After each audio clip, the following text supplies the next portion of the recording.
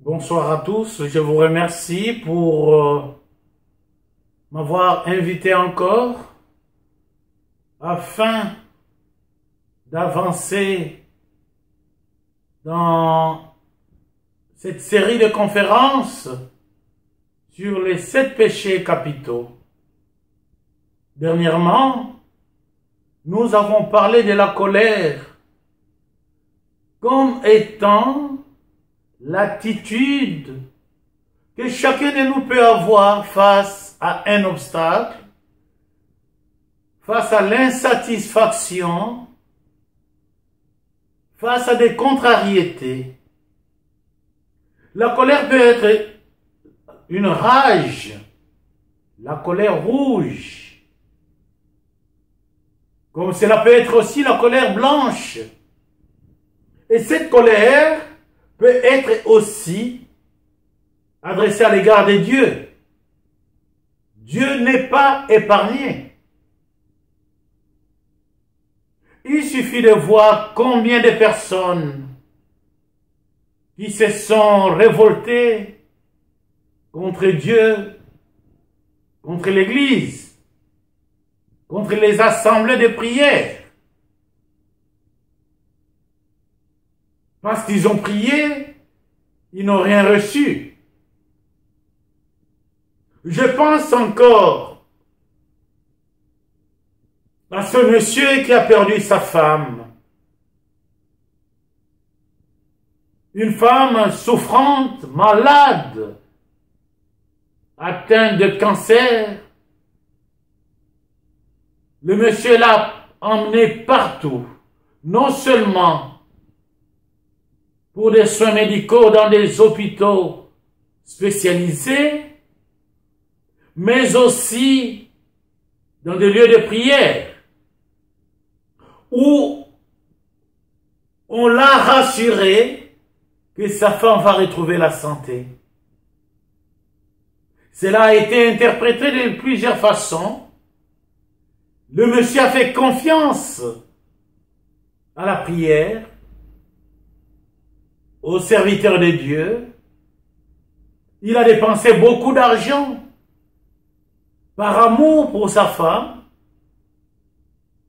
mais au nom de la confiance aussi des serviteurs de Dieu qui demandaient ceci, qui demandaient cela, qui demandaient des sacrifices à faire pour la guérison de la femme.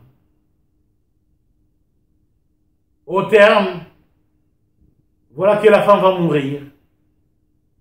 Et du coup, il est pris de colère. Il a dit, Dieu ne m'a pas exaucé. Dieu m'a abandonné. Les veillées de prière que nous avons fait. Les jeûnes que nous avons faits. Combien de fois on a prié à genoux? Vraiment, Dieu n'existe pas. Il nous a abandonnés. Il est méchant. Et le monsieur a abandonné sa vie de prière. Il n'allait plus prier. Pour lui, la prière ne sert plus à rien. Il est fâché contre Dieu. Il devient indifférent parce que la colère se manifeste aussi par l'indifférence. Une sorte de haine. L'indifférence est une colère cachée qui est la plus dangereuse. Nuisible. Et là, je pense à cette femme qui a demandé de divorcer avec son mari parce que son mari a fait un enfant en dehors du couple. Et voilà que la femme, pendant que son mari a fait un enfant en dehors du couple, La femme vient de perdre son bébé. Pris de colère, prise de rage à l'égard de son mari, à l'égard de Dieu,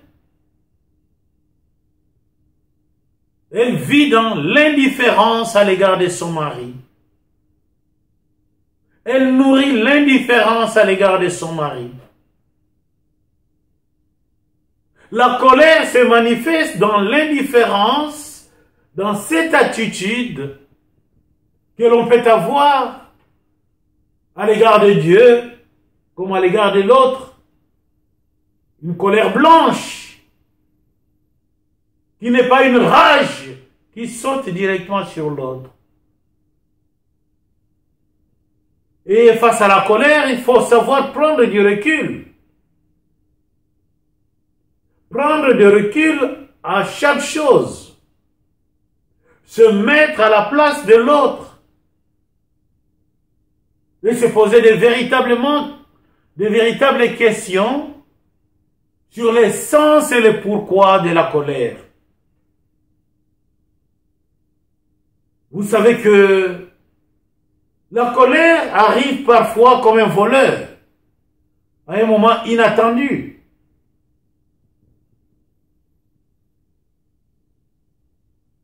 C'est tantôt je vous parlais de cette femme. À chaque fois qu'elle voyait son mari, prise de colère, ça arrivait spontanément. La seule réaction était de ne plus les voir. C'est-à-dire, sur le plan spirituel, la femme crée son enfer. L'enfer, c'est le manque d'amour. L'indifférence totale. Quand on n'aime plus, on est dans son enfer. On choisit sa partie. La partie de non-Dieu, du non-prochain, et le prochain devient cet instrument à écarter. Voilà ce que peut être la colère dans la vie d'un être humain. Ces exemples flagrants nous permettent au moins, vous et moi, de nous situer dans la colère. Parce que l'objet de la colère peut être légitime. Il a perdu sa femme. Et il se met en colère contre tout le monde, contre le bon Dieu. Ça peut être légitime. Il a perdu son bébé. Elle a perdu son bébé. Mais lui, pendant ce temps, est allé faire un enfant en dehors du couple, hors foyer. Peut-être il trouve son plaisir dans cet enfant. Pendant ce temps, sa femme est en train de souffrir parce que son bébé n'est plus. C'est elle qui a porté l'enfant dans son sein. Sa colère peut être légitime. Son intention peut être droite. Mais il ne faut pas que la colère déborde. Ça devient une colère destructive. Combien parmi nous expérimentent cette colère cachée? Combien estiment que leur colère est légitime parce que c'est une colère habituelle, une colère parfois partagée par l'entourage, parce que tout le monde sait, pense comme moi. Si on ne pense pas comme moi, je me mets en colère, je m'enferme. Là, on cache quelque chose. On cache quelque chose.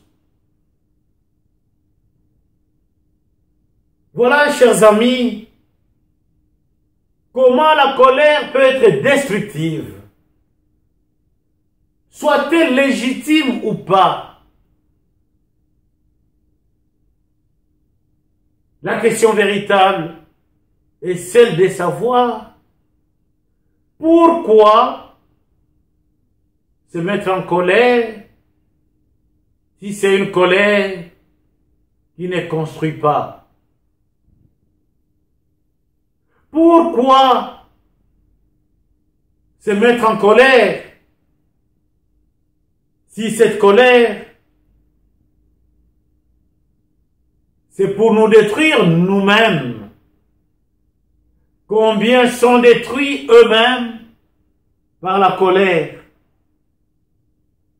Combien sont détruits eux-mêmes par l'indifférence?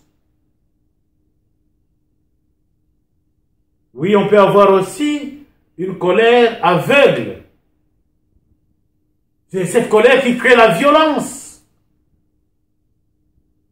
Cette colère, comme disait un père de désert, Évagre le Pontique, il dit, rien ne porte l'intellect à des désertés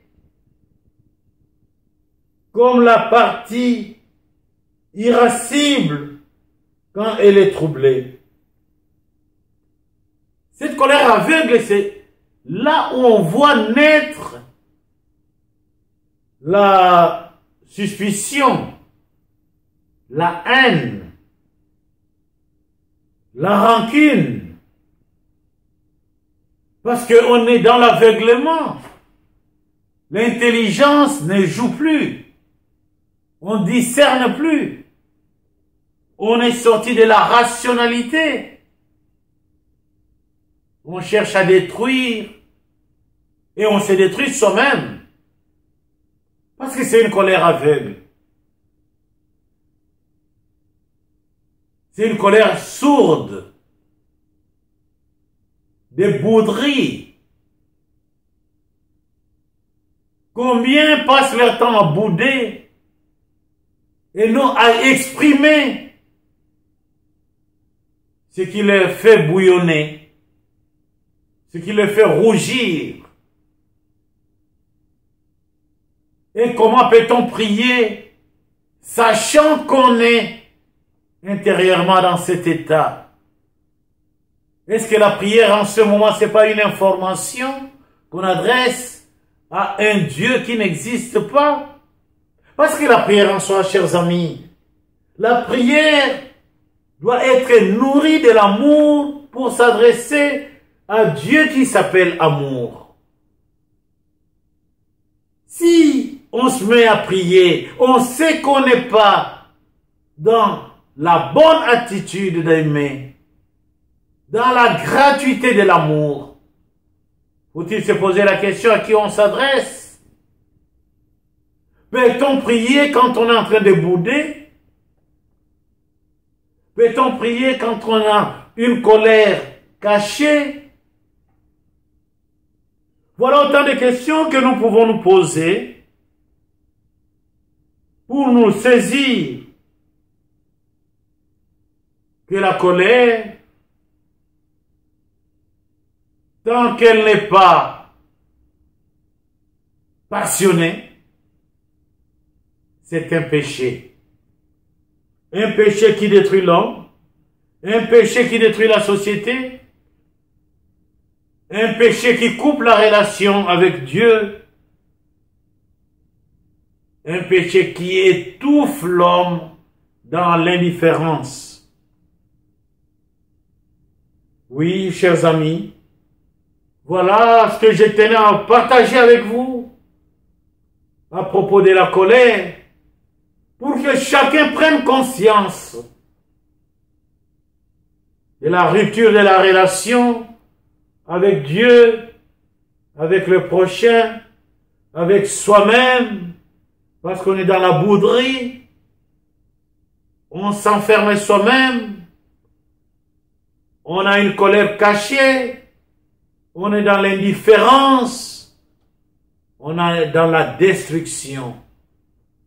Je vous remercie. Et j'accepte ce soir 5 questions. Merci.